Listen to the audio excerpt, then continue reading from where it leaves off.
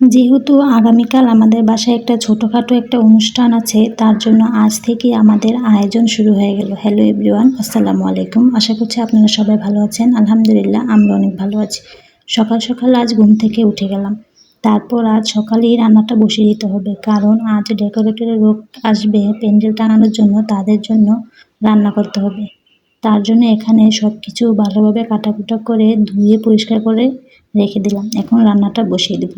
প্রথমেই মাছের তরকারিটা রান্না করে নেব। তার জন্য এখানে মাছের উপরে হলুদের গুঁড়ো, মরিচের গুঁড়ো, লবণ একসাথে দিয়ে গরম তেলে মাছগুলো ভেজে নামিয়ে নিলাম।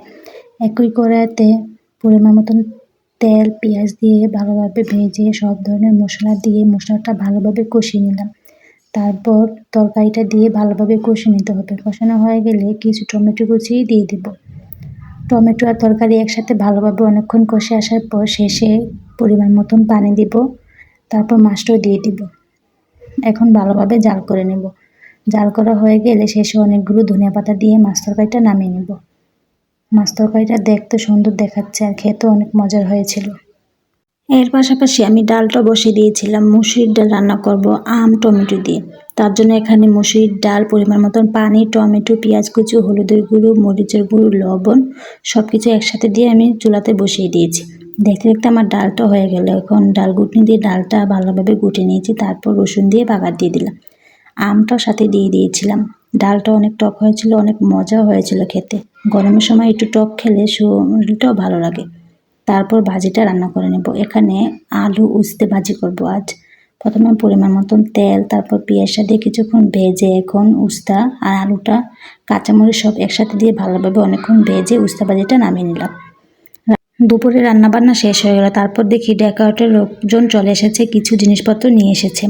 তারপর ভ্যানগাড়ি থেকে সব জিনিসপত্র নামিয়ে নিল। আবির দেখি ভ্যানগাড়িতে উঠে একটু দুষ্টুমানি করছে। ওর কাছে অনেক ভালো লাগছে আজ, ও অনেক আনন্দ করেছে আজ। তারপর ডেকোরেটর লোকেরা প্যান্ডেলটা ভালোভাবে অনেক সুন্দর করে টাঙিয়ে নিল। দেখতে অনেক সুন্দর দেখাচ্ছে। আবিদও ওদের পিছে পিছে ঘুরে ঘুরে দেখছে ওরা কিভাবে কাজ করছে।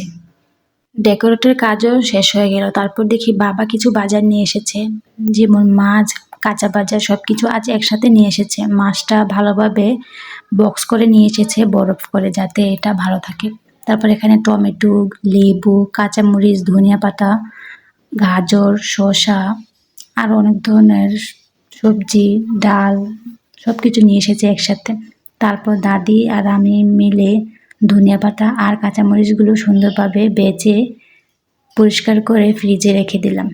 তারপর বিকেলে আমরা সবাই মিলে আদা রসুন পরিষ্কার করে নিচ্ছি। আদা রসুনটি প্রথম ভালোভাবে কেটে তারপর ধুয়ে ব্লেন্ডার করে নিলাম।